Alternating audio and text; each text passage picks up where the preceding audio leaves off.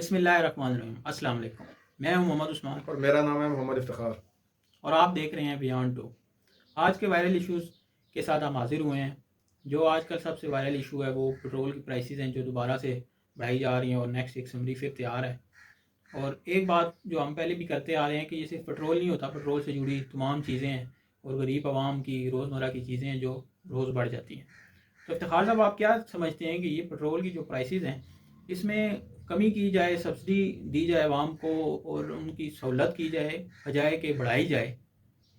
असल में उस्मान भाई, बात इस तरह है कि हमारी गवर्नमेंट जो है वो इतनी तजर्बाकार हो चुकी है कि वो उन्होंने पिछले जुम्मे जब पेट्रोल की प्राइसेस इंक्रीज़ की तो उसके एक दिन बाद ही हमारे वजीर जो है पेट्रोलियम, वो मीडिया पे आके ये कह रहे थे कि अगले वीक जो है जुम्मे वाले दिन वो 50 से 55 रुपये लीवी फिर लगाने के लिए तैयार हैं। वो पेट्रोल पे लगानी है या डीजल पे, ये फैसला उन्होंने भी करना था। तो आज जो न्यूज़ चल रही है उसके मुताबिक यही है कि दोबारा समरी जो है भेजी जा रही है पेट्रोल की प्राइसेस को इंक्रीज़ करने के लिए, क्योंकि आलमी मंडी में पेट्रोल की कीमतें बढ़ रही हैं।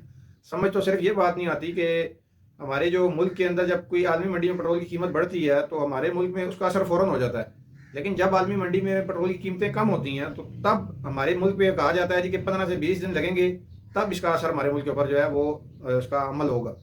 तो ये चीज़ समझ नहीं आती हमारी गवर्नमेंट चाहती क्या है। असल में तो ये सिर्फ गरीब का गला घोटना चाह रहे हैं। तैयार कर लिया गया है कि हमने गरीब को नहीं छोड़ना, क्योंकि अब पेट्रोल बढ़ेगा तो ऑलरेडी सी भी जो है हर चीज़ जितनी भी हैं रोज़मर्रा की ज़रूरियात की चीज़ें होती हैं वो बढ़ जाएंगी, सब रेट ऊपर चला जाएगा। खाने पीने की अशिया होगी वो चीज़ ऊपर जाएगी, ज़ाहिर है जो ट्रांसपोर्ट है वो उनके रेट बढ़ा दिए जाएंगे। लेकिन गवर्नमेंट हमारे ऊपर एहसान ये कर देती है कि वो साथ ही जी हमने जो इलेक्ट्रिक बसेस चलाई थी या ट्रांसपोर्ट के लिए मेट्रो थी वो हमने फ्री कर दी गई हैं। तो ये चीज़ बिल्कुल समझ से बाहर है। गवर्नमेंट को इस पर थोड़ा सा ख्याल करना चाहिए और होश के नाखुन लेने चाहिए कि कुछ खुदा का खौफ करें। ऑलरेडी आप पेट्रोल की प्राइसेस को 400 रुपये तक लेके जा चुके हैं। अब इसको और कहाँ पे लेके जाना है? पूरे आपका जो एशिया है, एशिया में इस टाइम जो वर्स्ट कंडीशन है ना वो पाकिस्तान की है पेट्रोल के लिहाज से। पूरे एशिया में इतना पेट्रोल अभी नहीं महंगा हुआ जितना पाकिस्तान में हो चुका है, और हम जो है यहाँ मुज़ाकरात करवा रहे थे, उसके बावजूद हमारा ये हाल है।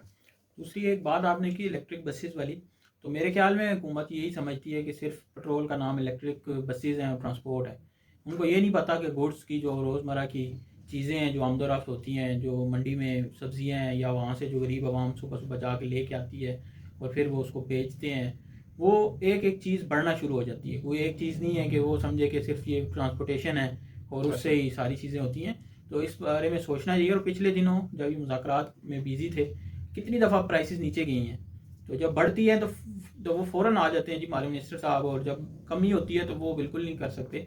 तो ये सोचना चाहिए उनको और ये इसके बारे में उनको इकदाम लेने चाहिए कि सब्सिडी देनी है, ना कि उनको एक बोझ डालना है और सारी चीज़ों को जो है वो महंगा करना है। आप हर तरह से गरीब के ऊपर बर्डन डालने के लिए चल रहे हैं, लेकिन अब गवर्नमेंट देखें हमारी मुज़ाकरात के मामले में तो बहुत सरगर्म रही है, लेकिन अपने मुल्क के इनके हालात ये हैं कि सोमालिया के अंदर एक जो है बहरी कज़ाकों ने एक बहरी जहाज़ जो है वो अपनी कस्टडी में ले लिया। उसके बावजूद उसमें 11 पाकिस्तानी भी सवार हैं, और उनके बारे में सोशल मीडिया प्लेटफॉर्म से भी बातें उठ रही हैं, न्यूज़ में भी चल रहा है, लेकिन हमारे हुक्मरानों के जो है ना वो सर पे जूं भी नहीं रेंग रही। उनको बिल्कुल कोई परवाह नहीं है कि कोई गया हुआ है। असल वजह यह है कि वो गरीब के बच्चे हैं। अगर वहाँ पे कोई मिनिस्टर का, कोई जज का, कोई ब्यूरोक्रेट का बंदा अगर होता बेटा उसका वहाँ पे मौजूद, तो फिर देखते हैं हम कैसे गवर्नमेंट की दौड़ने लगती हैं। इनका काम बनता है ये फ़ौरन ऑफिस में किस लिए बैठे हुए हैं ये रब्ता करें उनसे, उनसे पूछें कि यार ये क्या मामला है, इसको सेट कराएं। उनको अपने घरों तक खैर व आफियत से पहुँचाना इस गवर्नमेंट की जिम्मेदारी है, क्योंकि वो पाकिस्तानी है, कोई दूसरे मुल्क के शहरी तो नहीं है।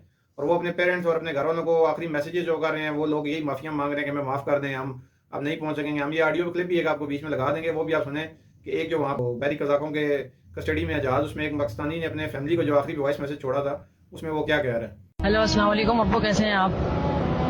अब्बू, हम लोग जो है ना अपना ये पार्लेस लुटेरे जो होते हैं ना, इन्होंने पकड़ लिया है और ये मेरी आखिरी ख्वाहिश है। अब क्या पता अब मैं आपसे बात ना कर पाऊँ, क्योंकि ये मारने के लिए लेके जा रहे हैं। मुझसे जो भी गलती हुई मुझे माफ़ कर दीजिएगा, मुझे माफ़ कर दीजिएगा और मेरे लिए दुआ करिएगा, सही है? खुदा हाफिज़। आयशा और बच्चों को ना, आयशा और बच्चों का ख्याल रखिएगा, उनको पढ़ा लीजिएगा, अच्छा कर लीजिएगा, आप दिल मजबूत कर लीजिएगा, कोई मसला नहीं है। क्या बोलूँ? ये मैंने भी काफ़ी पोस्टें देखी हैं जिनके रिलेटिव्स और जो लोग हैं यहाँ पे फंसे हुए हैं, और वो अभी तक सिर्फ हुकूमत की पेजेस को, हुकूमत के नंबरों को टैग कर रहे हैं कि वो कोई उनसे रब्ता कर ले, कोई उनके प्यारों को जो है वो वहाँ से बाहिफाजत बचा ले। लेकिन ऐसा कुछ अभी तक इकदाम नहीं हुआ जो सामने आया हो।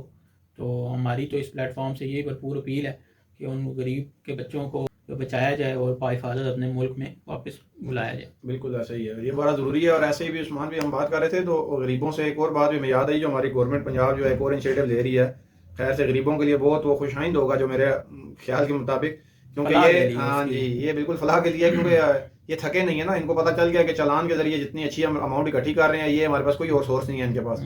तो इन्होंने अब नया, पहले इन्होंने हेलमेट वाला काम उठाया, इन्होंने देखा कि यार तकरीबन 95% लोगों ने हेलमेट पहनना शुरू कर दिया, अब ये चालान नहीं कर पा रहे।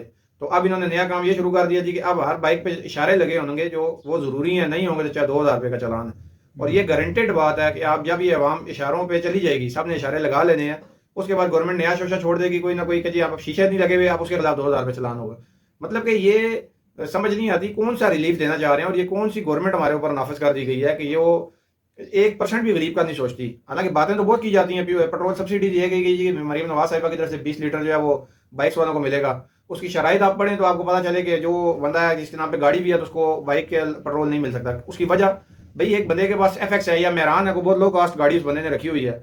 अब वो बंदा अगर बाइक लेगा तो वो बाइक तो यूज है, नॉर्मल यूज में इस्तेमाल कर रहा है ना, गाड़ी तो इस्तेमाल नहीं कर रहा, तो भैया आप उसको क्यों नहीं सब्सिडी दे रहे? ये कौन सा तरीका हुआ?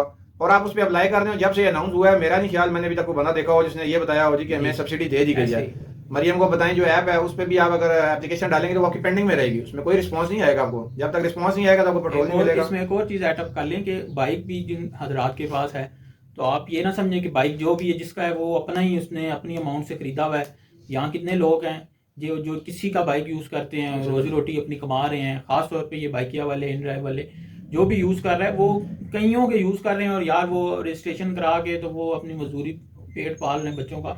तो ये समझ रहे हैं कि उसका रजिस्टर होगा, नंबर उसके साथ फुल लिंक होगा, फिर हम आपको यार देना है तो आप सीधी तरह कहो यार आप जाओगे, ठीक है, आपने वो आपकी वेरिफिकेशन और आपको वो सर हर तरह से इन्होंने पैसे इकट्ठे किए हैं। 1 टैग इन्होंने लगाया, M टैग कह के लोगों से अरबों रुपया उधर से निकलवा लिया गया, लोगों को जलील ख्वार किया गया। अब कोई नहीं पूछता 1 टैग को, M टैग को। कितने हादसा भी उसके बाद हो चुके, इस्लामाबाद में भी क्या हुआ उसका। हालांकि इतना अगर आप डिजिटल कर चुके हैं दौर को, तो आपका काम बनता था भाई आप ऑनलाइन अप्लाई कराते लोगों को, वो टैग आप उसको TCS कर देते, बेशक आप 200 रुपये ले रहे हैं उनसे, लेकिन जलील तो नहीं कराते। लोग तो इतने जलील और ख्वार हुए हैं उसके मामले में। सबसे बड़ी बात वो रमजान के दिनों में, आप यार रमजान को तो गुजरने दो, रमजान के महीने के स्टार्ट में ये शोशा छोड़ दिया जी M टैग लगवाएं, और रमजान में लोग सुबह सहरी से पहले, और कुछ लोग तो उधर ही सहरी कर रहे हैं, उधर ही सहरी करके उधर ही लाइन में खड़े हैं कि 8 बजे जब ये स्टार्ट होगा तो शायद हमारा नंबर। अभी एक हमारा मरियम नवाज साहिबा ने एक नया इनिशिएटिव जो लॉन्च किया था, तो ये बाइक्स की रजिस्ट्रेशन फीस वाला, कि वो उन्होंने फ्री कर दी गई।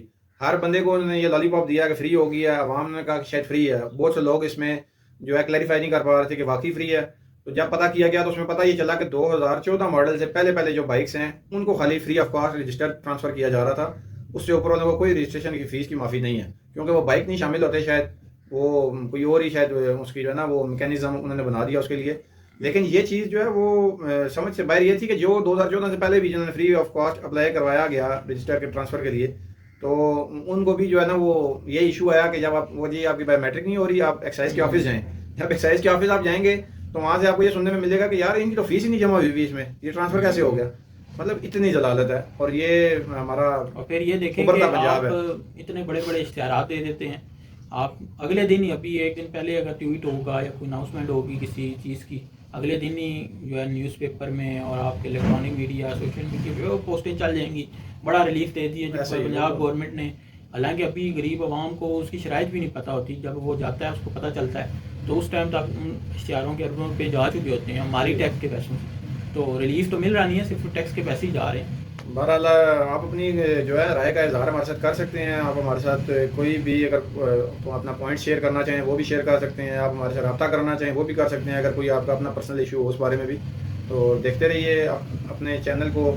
और ये आपका ही चैनल है, हमारा नहीं है, ये आपका चैनल है, आपके इश्यूज ही हम डिस्कस बिल्कुल ऐसा ही है। और कुछ लोग हमें मैसेजेस करके यही बता रहे हैं कि यार आपने बिल्कुल अच्छे टॉपिक चूज़ किए हैं, बहुत अच्छे जो है इश्यूज आप जो है हाईलाइटेड कर रहे हैं। और लोगों का इसी तरह, जिस तरह सोलर की बात हमने की और वो सोलर का रिवर्स हुआ है, तो हम इस तरह ये आवाज़ उठाते रहेंगे।